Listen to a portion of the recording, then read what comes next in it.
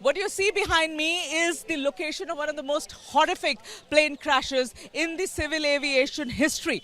This is what the experts are telling us. So let me quickly give you an understanding of what we are looking at. This is the site where you see a lot of activity happening because there is investigation going on right now. But let me first tell you what you are seeing in your visuals. I request my video journalist to pan the camera towards those buildings that you see covered suit. Those buildings covered in black suit are actually, and in fact right now as you can see, an ambulance now making its way inside. So flurry of activities here at the site. You know, things are still on while the authorities believe that they have been able to account for every single person who might have been trapped in this space. They are still perhaps in the hope that they would be able to find some survivors. You know, all of these exercises are still on. So I was showing you those buildings, the buildings that have turned completely black. That is the suit. It's the suit that has covered those three buildings. What are those three buildings? These are the buildings that are either mess or the food mess where all the trainee doctors and nurses would sit down to have their meals, or they are just the doctor houses, they are residences, and then there are hostels. So that is what I cannot show you right now is the rear part of this building where the part of the tail of this aircraft actually got stuck after the impact. It must have flown so high, it got stuck into this building and just moved inside, and in fact that's where we are being told that at least 5 doctors were they were killed right on the spot. There's 6 of them who are battling very, very serious injuries in the civil hospital. The civil hospital is just a crow's fly from here.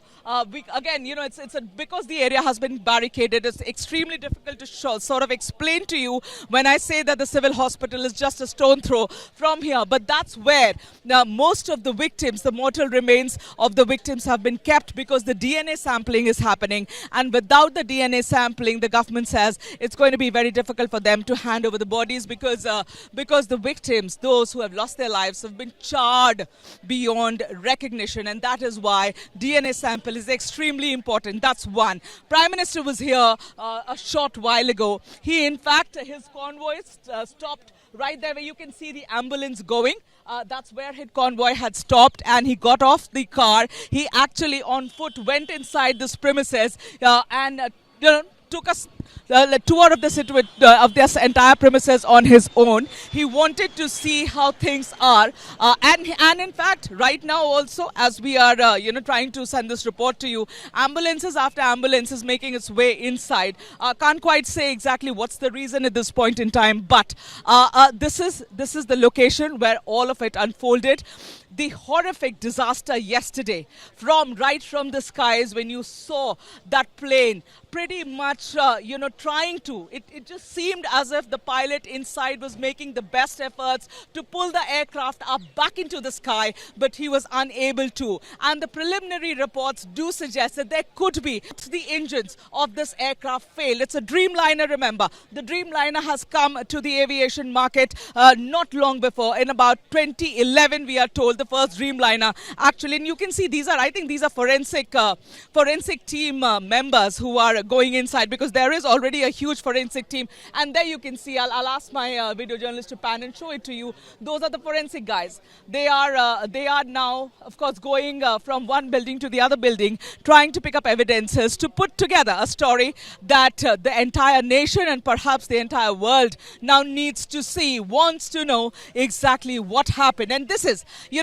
the very spot where they will be able to find evidences of all kinds, because whatever happened in the sky, it's all over. It's vanished. It's down here on the ground. So if there are evidences to be picked up, if there are things that will make any sense to these investigators, to the people who are trying to piece together the story of Boeing 171 as to exactly what happened with this flight yesterday that was en route from the Ahmedabad airport to the Gatwick airport in London. And with just one survivor, everybody else is no more. It's gone. So that one survivor's testimony is also very important. In fact, he's there in the hospital. We are being told that the Prime Minister will also meet him, or might have, was such that he was at least able to speak and give an explanation as to what, according to him, happened. He has told the civil aviation guys and the cops. Yesterday, what he has told them is that there was no time for the crew to even understand that there's something happening. He said there was no signal, there was no announcement, there was nothing. It just happened within seconds. So there are two estimates that are doing the rounds. One, it says that, from the time the aircraft was airborne, it took about 33 seconds for it to go down. The another account says it took about 27 seconds for the aircraft to go down. So you can quite imagine that in half a minute, in less than half a minute, the aircraft was had almost hit the ground. The impact in which it just loaded. Why did it 1.25 lakh liters of fuel inside its tank? So it was pretty much a moving fireball. When the impact happened, it just blasted, which must have given seconds for the people to have to lose their lives. So one is only hoping that the end of all the passengers, 241, was not as painful as it's seeming to us, because we are being told that perhaps they wouldn't have even realized the